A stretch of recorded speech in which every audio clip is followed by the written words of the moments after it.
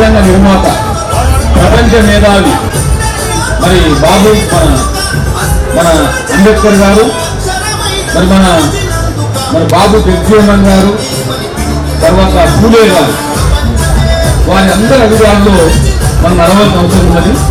ఇది మహనీయుల మాసం. మరి మహనీయుల మాసంలో ఈ నెలనే ముగ్గురు మహనీయులై మరి కార్యక్రమాలు ఈ నెలలో ఉంటాయి. మనమంతా కూడా బాబు జగజీవన్ గారిని జయం చేసుకున్నాం, పూలే చేసుకున్నాం, ఇలా అంబేద్కర్ జరుపుకుంటా ఉన్నాం. వారందరూ చూపించే బాటలో మనమంతా నడవాలని చెప్పి నేను అందరినీ కోరుతూ ఉన్నాను. మరి ఇంకోటి మరి రామస్వామి గారు ఒక ప్రపోజల్ చెప్పిండు. ఏంటనంటే మరి మన బెస్ట్ అవైలబుల్ మరి స్కూల్ ఏదైతే ఉన్నాయో పిల్లలకు ఇబ్బంది దొరుకుతూ ఉన్నాయని చెప్పిండు. మా డిఎస్సిడిఓ అమీర్ గారు ఇక్కడనే ఉన్నారు. దయచేసి నాకు అమీర్ గారు వారం రోజుల మరి సిద్దిపేట జిల్లాలో ఉన్నటువంటి ఎన్ని బెస్ట్ అవైలబుల్ స్కూల్ ఉన్నాయి అవి సంఘటనలో రిపోర్ట్ తప్పకుండా వారం రోజులు సబ్మిట్ చేయాలని చెప్పి నేను ఆదేశిస్తూ ఉన్నా. నేను కలెక్టర్ గారితో మాట్లాడతా. ఈరోజే తప్పకుండా మే నెలనే డిఎస్సిడిఓ గారు గమనించాలి. మే నెలనే సిద్దిపేట జిల్లా కలెక్టరేట్లో రివ్యూ మీటింగ్ పెడతా. రిపోర్ట్ సిద్ధంగా ఉంటుంది, నాకు రిపోర్ట్ సబ్మిట్ చేయండి. రిపోర్ట్ తర్వాత కలెక్టర్ మాట్లాడి రివ్యూ మీటింగ్ ఏర్పాటు చేస్తా.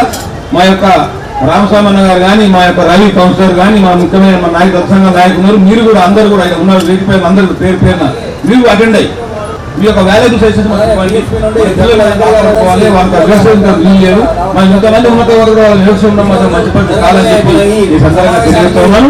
తప్పకుండా చర్యలు తీసుకున్నాం. మీటింగ్ మే నెలనే మీటింగ్ పెడతాం. నేను సభాముఖంగా ఆలోచిస్తున్నాను. మానవ కంపెనీ అని చెప్పి తెలియజేసుకుంటూ మరి మనం అంతా కూడా ఒక్కసారి మనం గమనించుకోవాలి.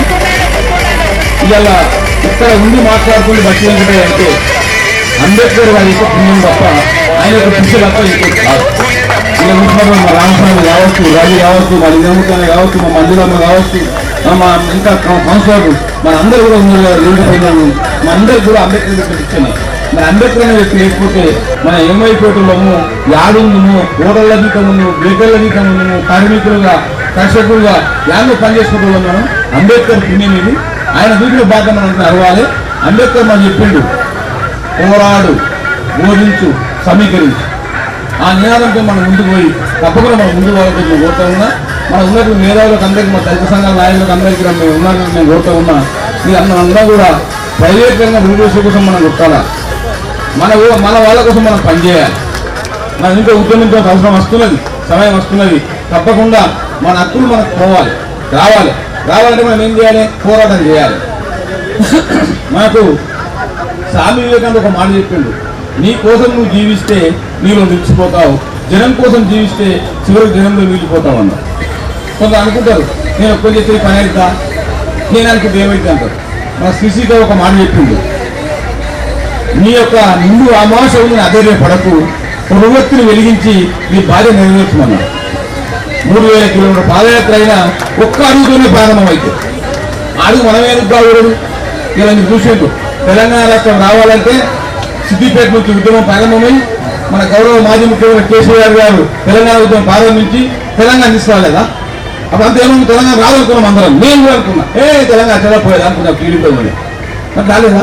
అంటే మన ప్రయత్నం, సంకల్పం గట్టిగా ఉంటే ఏదైనా మనం సాధించవచ్చని తెలియజేస్తా ఉన్నాం. ఇంకోటి కూడా మనం అందరం కూడా గమనించాలి. మనం ఒకటే రిజర్వేషన్లను మనకు పెట్టింది అంబేద్కర్. మన పట్టుబడులకు సాయం చేయమన్నాడు. మరి ఇతరులు మా సంఘాన్ని సహకారం చేసుకోమన్నాడు. మన ఒక్కరమే కాకుండా మన వర్గాలను అభివృద్ధి చేయమన్నాడు. అదే మరి బోధించమన్నాడు, సమీకరించమన్నాడు, పోరాడమన్నాడు. ఆ బాట మనమంతా కూడా నడవాలని చెప్పి నేను మీ అందరినీ కోరుకుంటా ఉన్నాను. మరి ముఖ్యంగా మనం అందరం కూడా ఈ యొక్క అంబేద్కర్ సంఘం సిద్దిపేట అంటే మనం ఎప్పుడు కూడా ప్రతి సంవత్సరం కూడా మంచి కార్యక్రమాలు జరుగుతాయి.